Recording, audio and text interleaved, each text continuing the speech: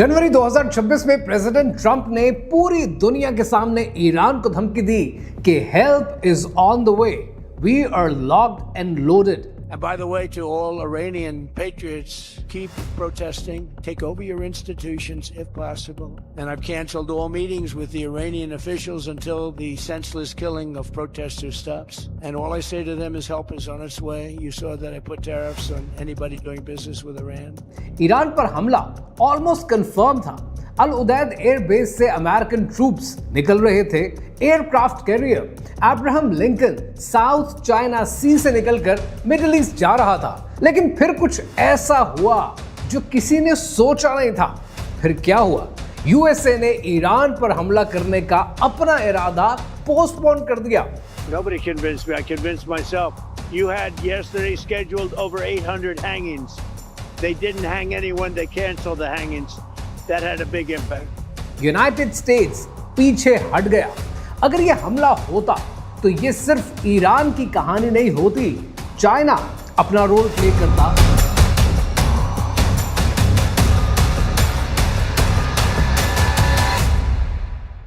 We have always opposed interference in other countries' internal affairs, consistently advocated that the sovereignty and security of all nations should be fully protected by international law, and opposed the use of force or the threat of it in international relations matters. Taiwan कहां खड़ा होता? Japan को कुछ तल्ख फैसले करने पड़ते। North Korea जंग में दाखिल हो जाता। इंडिया के बारे में मैं पहले भी अपनी वीडियोस में बात कर चुका हूं, खास तौर पर इस वीडियो में, कि इंडिया ने जिससे भी दोस्ती की है, इंडिया ने हमेशा उससे धोखा ही दिया है। इंडिया ने चाबहार पोर्ट छोड़ दी।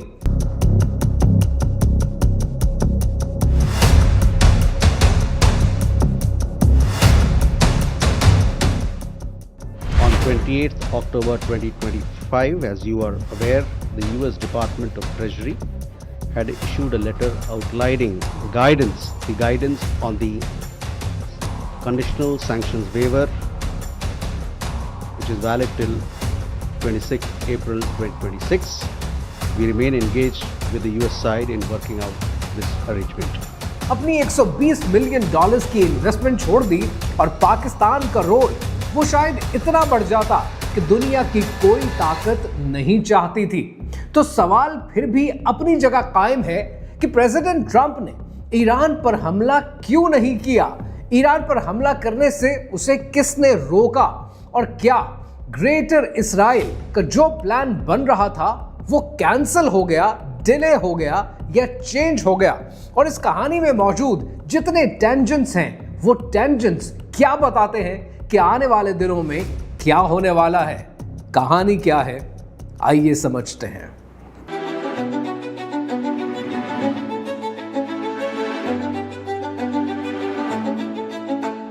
अट्ठाईस दिसंबर सन 2025 को ईरान में प्रोटेस्ट शुरू होते हैं। करेंसी कोलैप्स कर जाती है, इन्फ्लेशन हद से ज्यादा बढ़ जाती है, यहां तक कि बेसिक चीजें अफोर्ड करना मुश्किल हो जाता है।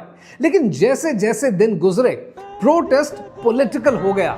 डेथ टू खामनाई के नारे लगे और खामनाई ने डायरेक्ट ऑर्डर्स दिए, फायर।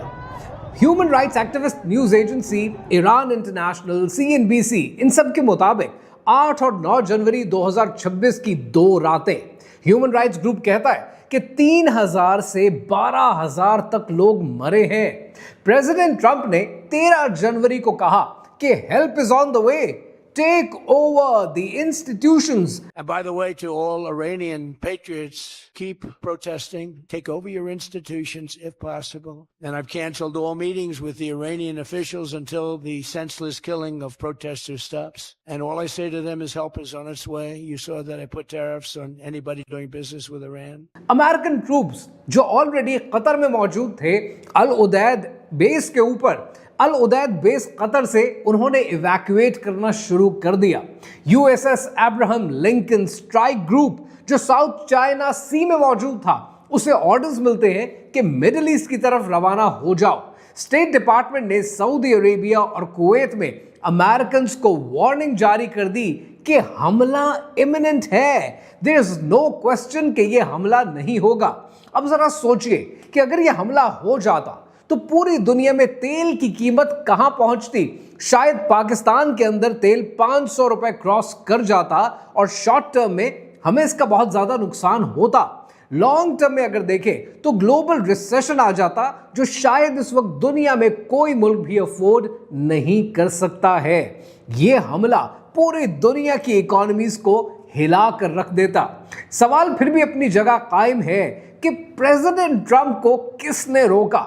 सबसे पहले कुछ टेंजेंट्स देखते हैं जो इस कहानी के लिए बहुत जरूरी हैं। इस कहानी का सबसे इंटरेस्टिंग एंगल है ताइवान। आपके हाथ में जो फोन है, लैपटॉप है, गाड़ी है, घड़ी है, इन सब में एक चीज कॉमन है, इन सब के अंदर TSMC की चिप मौजूद है। ताइवान की कंपनी TSMC दुनिया की 90% एडवांस सेमीकंडक्टर्स बनाती है। ऑलरेडी MIT टेक्नोलॉजी रिव्यू ने इसको सोर्स किया है, काउंसिल ऑन फॉरेन रिलेशंस ने इसको सोर्स किया है। अब जरा आप ये सोचें कि अगर चाइना ताइवान पर हमला कर देता है तो अमेरिका की टेक्नोलॉजिकल डोमिनेंस हमेशा के लिए खत्म हो जाती है। अमेरिका ने खतरे को बहुत अरसा पहले ही भांप लिया था और अमेरिका ने TSMC को मजबूर किया कि वो एरिजोना USA में अपनी फैक्ट्री लगाए। अब जरा सोचें कि TSMC जो ताइवान के लिए इतनी इंपॉर्टेंट है, ताइवान की एक्सपोर्ट्स का 15% इस एक कंपनी की वजह से आता है और इस एक कंपनी की वजह से आज दुनिया में जंगें छिड़ सकती हैं। अगर इस फैक्ट्री, इस कंपनी को उठाकर आप USA ले जाते हैं तो फिर क्या होगा? फिर ऐसा कुछ होगा जो आप सोच भी नहीं पाएंगे। कहानी ये कि अमेरिका ने मजबूर किया कि $65 बिलियन की इन्वेस्टमेंट के साथ TSMC अपना काम अमेरिका में शुरू करे। लेकिन फैक्ट्री पे काम शुरू हुआ पर यह फैक्ट्री कभी कंप्लीट नहीं हो पाई। डिलेज पर डिलेज। मैन्युफैक्चरिंग ड्राइव और CNN बिजनेस के मुताबिक 2024 में कंप्लीट होना था, फिर कहानी 2025 पर चली गई, फिर 27, फिर 2028 के टारगेट्स बनाए गए। कभी स्किल्ड वर्कर्स नहीं मिलते, कभी एनवायरनमेंट सूट नहीं करता, कभी कॉस्ट 5 गुना से ज्यादा हो जाती है। Shares in TSMC slumped more than 3% on Friday after the world's largest chipmaker predicted a 10% drop in 2023 sales, and it said that production at its plant in the US would be delayed. कुछ analyst यहां तक कहते हैं कि ये deliberately सबटाज किया जा रहा है ताइवान की तरफ से, ताकि ताइवान की सिलिकॉन शील्ड बरकरार रहे। अब जरा सोचें कि अगर ये फैक्ट्री अमेरिका में चली जाती है तो ताइवान के ऊपर अमेरिका की जो डिपेंडेंस है वो तो खत्म हो जाती है, ताइवान की एक्सपोर्ट्स गिर जाती हैं। और ऐसे में अगर कभी चाइना ने ताइवान को हासिल करने के लिए ताइवान पर हमला किया तो ताइवान के पास कोई बार्गेनिंग चिप नहीं रहती ना कि वो अमेरिका से कह सके कि आओ हमारी मदद करो। Imagine China taking over Taiwan's semiconductor industry. The worldwide economic shutdown. Taiwan with semiconductor is probably the best defense, has a silicon shield.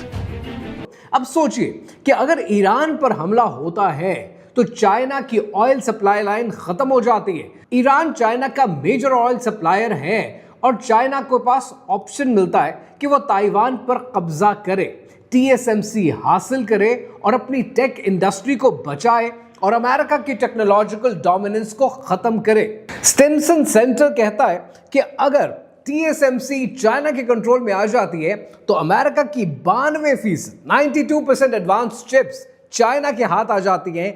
AI की जो रेस है ये खत्म हो जाती है और मिलिट्री एडवांटेज जो शायद आज अमेरिका को हासिल है वो खत्म हो जाता है। क्या अमेरिका ईरान पर हमला करने से पहले ये सब प्लान कर बैठा था या नहीं?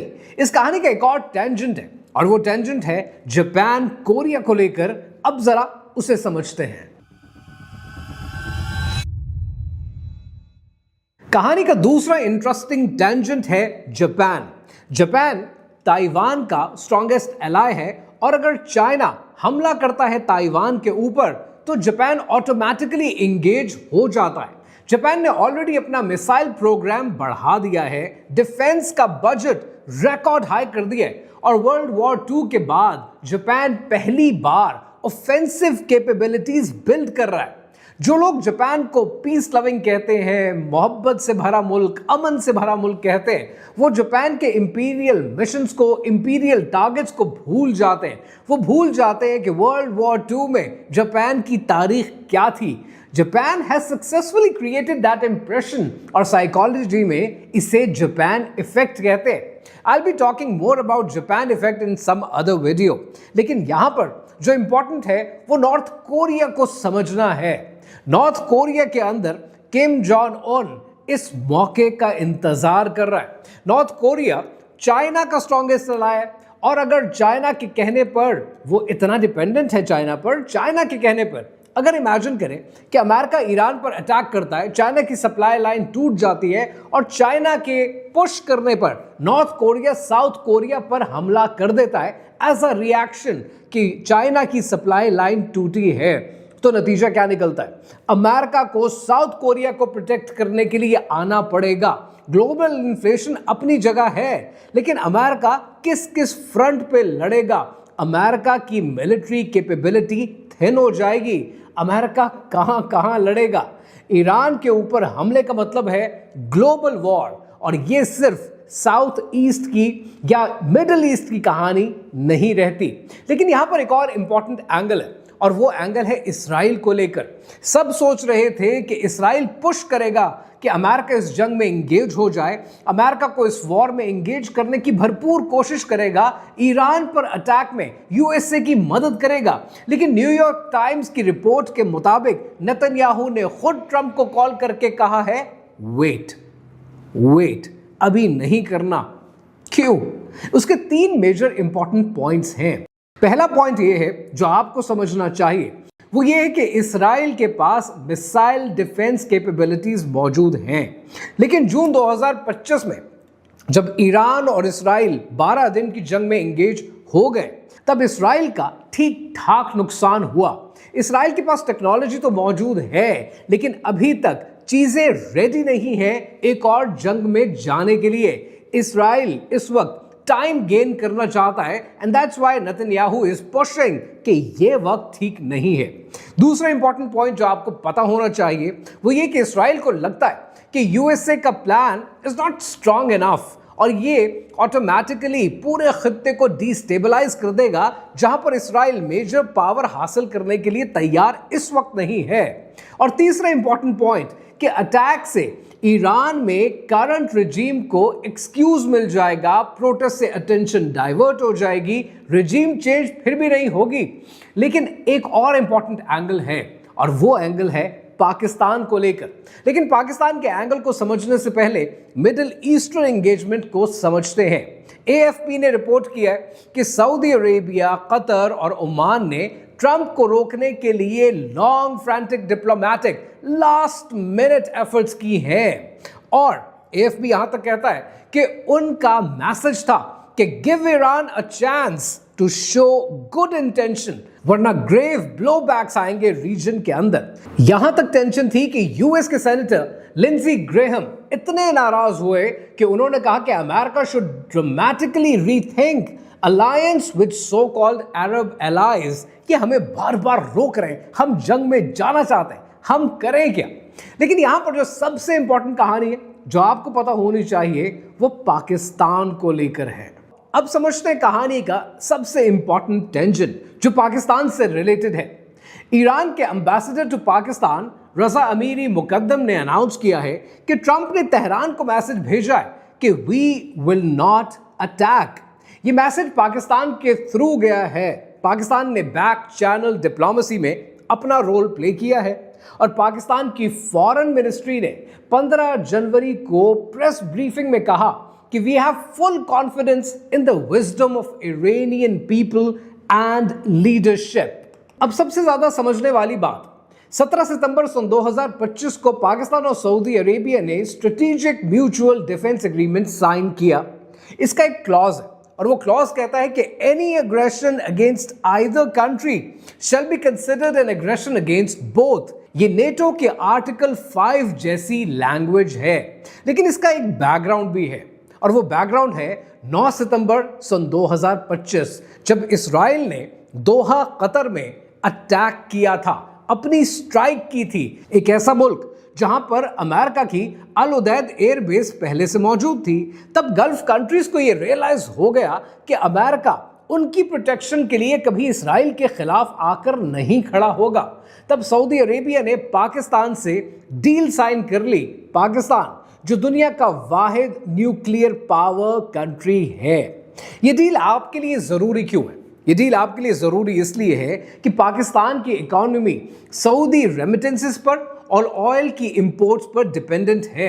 ये डील पाकिस्तान को गल्फ में एक परमानेंट स्टेक दे रही है, यानी स्टेबल जॉब्स, स्टेबल इकोनॉमी। लेकिन कुछ एनालिस्ट का कहना है कि सारे मामले में सऊदी अरेबिया ने ऑलरेडी अनाउंस किया कि सऊदी सरजमीन ईरान के खिलाफ इस्तेमाल नहीं होगी। लेकिन कुछ एनालिस्ट कहते कि अगर सऊदी अरेबिया को एंगेज किया जाता है तो रिस्पॉन्स क्या होगा? तब रिस्पॉन्स ये होगा शायद कि सऊदी अरेबिया और पाकिस्तान की स्ट्रेटेजिक डील मौजूद है। उसके तहत अगर सऊदी अरेबिया की एयर स्पेसेस इस्तेमाल की जाती है तो इसराइल तक पाकिस्तान के लिए पहुंचना सिर्फ मिनटों की बात रह जाएगी और ये एक न्यूक्लियर वॉर को भी जन्म दे सकता है। और nuclear attack from Pakistan on Israel plausible है, इम्पॉसिबल नहीं है। लेकिन इस सब के बीच में इंडिया ने क्या किया? इंडिया चाबहार पोर्ट से भाग गया। ट्रंप के 25% टैरिफ की धमकी से इंडिया ने अपनी $120 मिलियन की इन्वेस्टमेंट डुबा दी। इंडिया पोर्ट्स ग्लोबल लिमिटेड के बोर्ड ने रिजाइन कर दिया, वेबसाइट बंद हो गई। कांग्रेस के लीडर पवन खेरा ने कहा है, why is Modi allowing USA to arm twist India? India ने वही किया जो इंडिया हमेशा करता है। इंडिया जब किसी से दोस्ती करता है तो उससे धोखा देता है। ये मेरा रिटॉरिक नहीं है, ये मैं इल्जाम नहीं लगा रहा हूं, ये हिस्ट्री है और ये बात हिस्ट्री से साबित होती है, जिसको मैंने बड़ी डिटेल में अपनी इस वीडियो में कवर किया है and you can always go and watch it. Trump ने ईरान अटैक कैंसिल नहीं किया है। ईरान पर होने वाला अटैक डिले हो चुका है। यूएसएस अब्राहम लिंकन अभी भी मिडिल ईस्ट जा रही है और यह समझना जरूरी है कि ईरान पर हमला ग्रेटर इसराइल के प्लान का हिस्सा है। सन 1982 में इजरायली स्ट्रैटेजिस्ट ओदित येनॉन ने एक प्लान बनाया था कि अरब कंट्रीज को तोड़ना है, इसराइल के बॉर्डर्स को दरियाए नील से लेकर दरियाए फरात तक फैलाना है। ईरान इस प्लान की सबसे बड़ी रुकावट है और रेजीम चेंज के बगैर ग्रेटर इसराइल के प्लान को मुकम्मल करना नामुमकिन है। लेकिन प्रॉब्लम यह है कि अगर रेजीम चेंज होती भी है और करंट रेजीम गिरती भी है तो अमेरिका के पास ऑल्टरनेट ऑप्शन क्या है? रजा पहलवी एक ऑप्शन है, लेकिन उसकी ईरान में सपोर्ट अनसर्टन है। Iran is safe for now, लेकिन ये एक टिकिंग बॉम्ब है। जब तक ग्रेटर इसराइल का प्लान है, जब तक पैक्स जूडिया का ख्वाब है, ईरान टारगेट रहेगा। और जब तक टीएसएमसी की फैक्ट्री अमेरिका में सक्सेसफुली अपने ऑपरेशन शुरू नहीं कर देती, तब तक अमेरिका चिप इंडिपेंडेंट नहीं हो जाता और तब तक ताइवान भी टारगेट पर रहेगा। और आपके लिए यह समझना जरूरी है कि oil prices, chip prices, inflation, ये सब इस जियोपॉलिटिकल चेस गेम से जुड़ा है। पाकिस्तान सऊदी डील आपकी इकोनॉमी को स्टेबिलिटी दे सकती है, लेकिन अगर ये चेन रिएक्शन शुरू हो गया तो वर्ल्ड वॉर 3 शायद हमारी जिंदगियों में हो जाए और हम या हमारी आने वाली नस्लें ये जंग लड़ रही हों।